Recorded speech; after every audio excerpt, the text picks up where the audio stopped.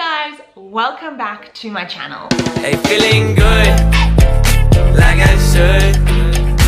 When in circle, walk around the neighborhood. So as most of you know, I did this crazy internship with Harley-Davidson last year. I haven't ridden my bike in months and months and months. And the reason why is because I dropped my bike, and with it, I dropped all of my confidence. Now, the thing is that I know everyone drops their bike and everyone should just get back onto the bike and keep on riding. But for me, literally my riding journey went from, I got my license like 3 years ago. I literally did 6 lessons in the yard. In South Africa, you literally only have to do a yard test, which is very easy. Like, it's like 6 or 7 different things that you have to do in the yard, and there you go, you have your license and you can ride any bike that you want, any size, and you can be 18 years old and there you go, you can ride the biggest Harley-Davidson possible. But anyway, so the reason why I lost all of my confidence when I dropped this bike was because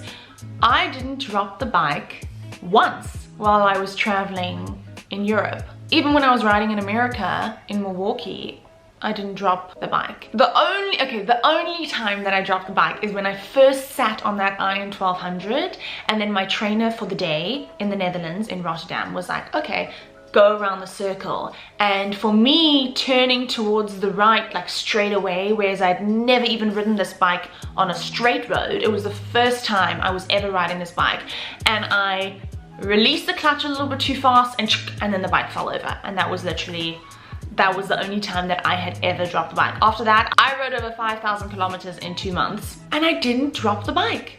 What I have to say is that Cape Town is windy. Cape Town is steep. I literally live on Table Mountain, so to get home, I go up a hill like this, and then you have to pull into the driveway. So you gotta have a lot of confidence, and you gotta have a lot of skill. And how I dropped the bike is I went up this road. I had never been up this road before, and it was just getting steeper and steeper and steeper, and then eventually it felt like I was riding uphill like this. And I saw this landing like on the side, so I stopped the bike on this hill. I was like this. I said, okay, Cassandra, come, let's just like accelerate and go and stop on this landing, and then I'll do a 3-point turn and then come down this crazy hill. Safe to say, I pulled onto that landing, and the landing was not flat. The landing was at a not as intense an angle as the hill, but at an intense angle. And so the bike just dropped, and luckily I got my leg out in time, and it landed onto this trailer. And then there were these 2 guys who came, luckily they were there to help me pick up this bike, and they straightened it out for me. I got a little bit of a dent in the tank. Yeah, and these 2 guys said to me, yo, I would never be brave enough to ride this bike. Like, they've been riding for years, and they said I'd never be brave enough to ride this bike. You're a brave girl.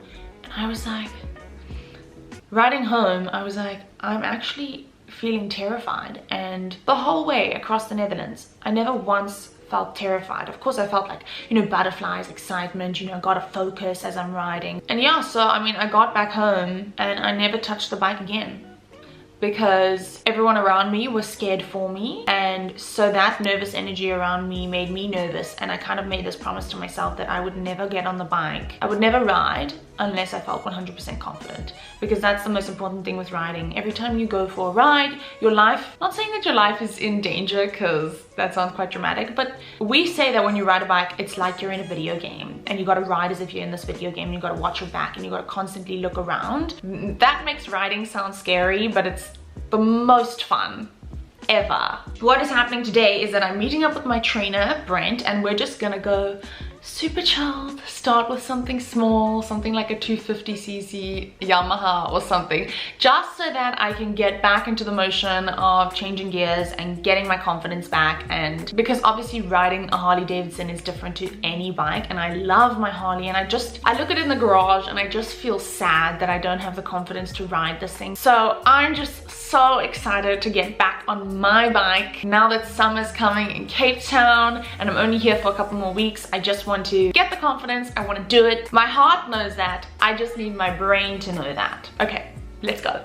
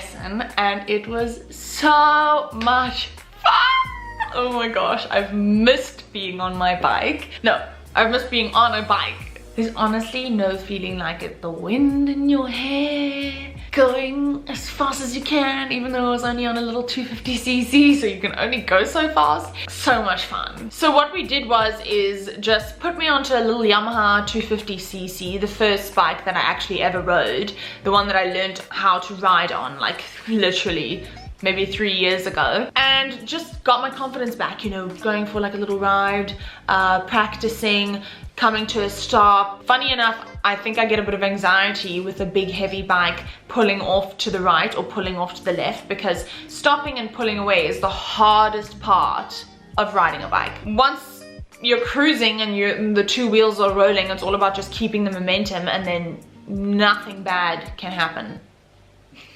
Jokes. Unless someone like hits you, or you hit a pothole, or you do something stupid. Most people drop their bikes at the most ridiculous spots, like at a traffic light or at a stop street. Especially with the Harley, keeping that 250, 300 kgs upright. My muscles are not going to be able to hold that thing up if it starts leaning over a certain angle. It's just not going to happen. And whether you weigh 150 kgs or you weigh 45 kgs, you're not going to keep that bike up. So yeah, we just basically had some fun riding around, and then in the end I got to go on like a little cruise on my own on the 250cc. Then next time what we're going to do is I'm going to ride his 800 or his 1200 Harley. I think he's got the iron, but I guess we'll wait and see. Just so that I get onto like a smaller Harley, again, get the feel for it, wake up the muscle memory, rejuvenate the riding skills, and then after that we will get onto my bike. And I really want to just go on a couple of cruises on my own bike before I leave, especially now that it's summer and it's gonna be so much fun, and I have friends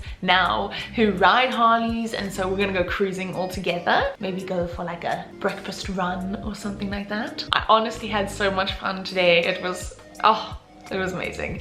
Brent is just the best teacher in the world. He's like this grizzly bear, but harmless. So yeah, I just want to say that if any of you guys ever felt nervous getting back on a bike, trust me, I know exactly how you feel. I've let it kind of sit for a while, and now I feel like I'm ready to get back out there. And I honestly think that the best thing to do is just go back to the basics, try riding a smaller bike, then move a little bit bigger when you're ready, move a little bit bigger when you're ready. Guys, that is the video for today. Let me know if you've had any bike struggles like this, if you've also had a similar experience where you had this fear to get back on your bike, because I honestly think that it's not just me. I'm sure lots of people have felt like this before. And yeah, wish me luck with my riding journey. Bye.